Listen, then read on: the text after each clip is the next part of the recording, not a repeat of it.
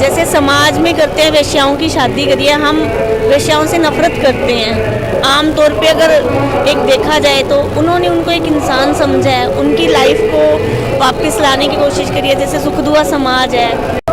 नमस्कार दोस्तों, स्वागत है आपका फैक्ट टाइम में। जैसे कि आप देख रहे हैं, हम लगातार डेरा आने वाली पब्लिक के साथ आपकी बातचीत करा रहे हैं। एक और लड़की हमारे साथ जुड़ चुकी है, आइए इनसे जानते हैं डेरा सच्चा सौदा के बारे में। नमस्कार मैम, आपका नाम? मेघा सिंगला। मैम, आप कितने टाइम से डेरा सच्चा सौदा के साथ जुड़े हुए हैं? मैं बर्थ से जुड़ी हूँ। मैम, इतने लंबे समय से आप डेरा सच्चा सौदा जुड़े हैं, कैसे एक्सपीरियंस रहा है आपका डेरा सच्चा सौदा को लेकर? यहाँ का माहौल कैसा है?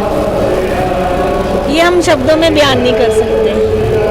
मतलब जो हमें यहाँ मिलता है ना वो हमें कहीं नहीं मिल सकता। मैम, फिर डेरा सच्चा सौदा में लड़कियों की सुरक्षा कैसी है? आप खुद एक लड़की हैं, आप डेरा सच्चा सौदा में हैं, क्या कहना है आपका इस बारे में, लड़कियों की सुरक्षा के बारे में?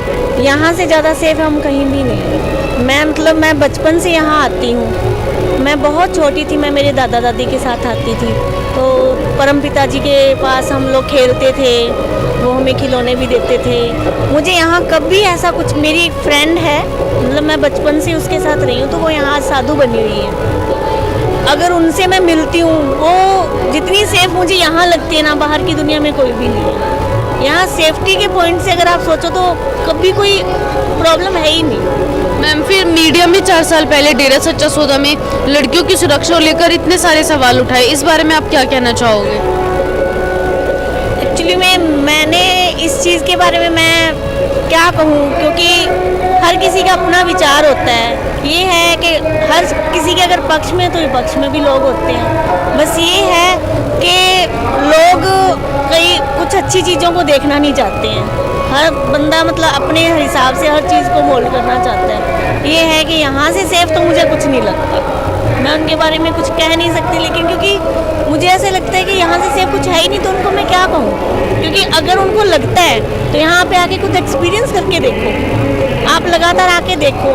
मैं भी पढ़ी लिखी हूँ, मैं हमेशा हर चीज़ को तर्क वितर्क से देखती हूँ। मैंने बचपन से ये देखा है कि मुझे यहाँ कभी कुछ गलत नहीं लगा, कुछ भी। आप डीपली जाके देखो। मैम, जैसा आपने बताया कि आप एजुकेटेड हैं, एक और सवाल जो डेरा सच्चा सौदा में है कि यहाँ पर ना अनपढ़ लोग आते हैं, पढ़े लिखे लोग नहीं आते, भेड़ चाल कह लो, जो अंधविश्वास रखते हैं। आप क्या कहना चाहोगे इस बारे में? नहीं, ऐसा कुछ भी नहीं है।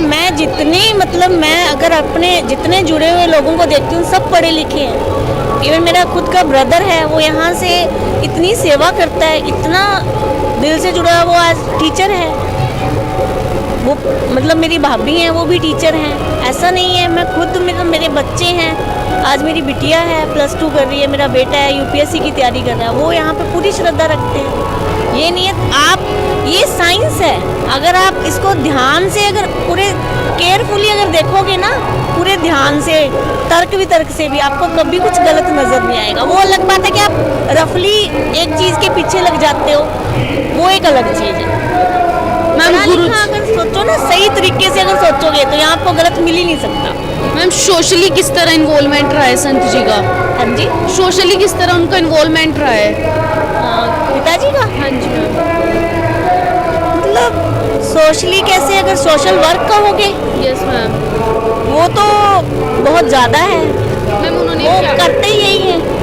उन्होंने कार्य किए हैं समाज के लिए? नहीं, वो जैसे समाज में करते हैं, वेश्याओं की शादी करिए, हम वेश्याओं से नफरत करते हैं। आम तौर पे अगर एक देखा जाए तो उन्होंने उनको एक इंसान समझा है, उनकी लाइफ को वापस लाने की कोशिश करी है। जैसे सुख दुआ समाज है, उनको मतलब मैम, ये वर्ड वेश्याओं को ये नाम किसने दिया, सुख दुआ समाज? सुख दुआ समाज पिताजी ने दिया। पिताजी कहते हैं कि जो आमतौर पे जो हिजड़ा बोल देते हैं हम लोग, उसको एक गाली की तरह से लोग यूज़ कर लेते हैं, तो उन्होंने इसीलिए नाम से दिया। अदरवाइज़ कोई नाम में प्रॉब्लम नहीं है। वो इसलिए करते हैं कि लोग उनको गलत फील ना करवाएं, उनको भी इंसान समझे, है तो वो भी इंसान ना। मैम, उन्होंने लोग ना अपने जो साथ रहते हैं नेबर्स, उनके बारे में नहीं सोचते। संत जी ने वेश्याओं के बारे में सोचा, उनकी जिंदगियां बदली, आपने जैसा हमें भी बताया। फिर संत जी के ऊपर ऐसे एलिगेशंस क्यों लगाए जा रहे हैं, क्यों संत जी को टारगेट किया जा रहा है? देखिए, वही बात है कि जिनको इन चीज़ों से प्रॉब्लम होती है, जिनका काम ही इन्हीं चीज़ों से चलता है, जैसे पिताजी बताते हैं और ये बात सही भी है अगर आप खुद सोच के देखो तो उनको होता है कि भी ये चीज़ें ना हो तो हमारा आगे काम धंधा उसी हिसाब से, जिनको कमाई इन्हीं चीज़ों से करनी है। मैम आप गवर्नमेंट से क्या अपील करना चाहोगे संची के लिए? गवर्नमेंट से तो यही अपील करना चाहूँगी कि जो सच्चाई है उसको सही तरीके से सामने लाया जाए, जो सच है। सिर्फ अपना स्वार्थ ना देखे नेता लोग, जो वो ये देखे कि सच क्या है, सही क्या है। क्योंकि अगर आप सही देखोगे तो सही तो है, क्योंकि मैं बचपन से यहाँ आती हूँ, मुझे कभी कुछ गलत नहीं लगा।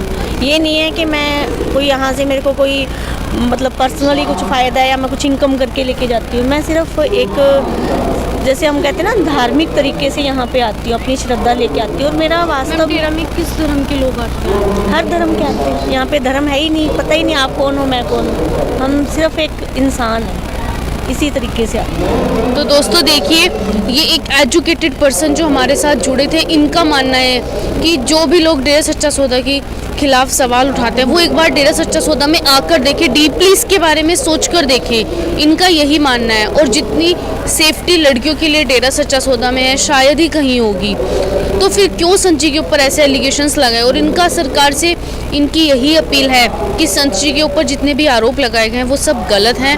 आप भी अपनी जो राय है वो कमेंट बॉक्स में ज़रूर डालिए और देखते रहिए हमारे साथ द फैक्ट आई।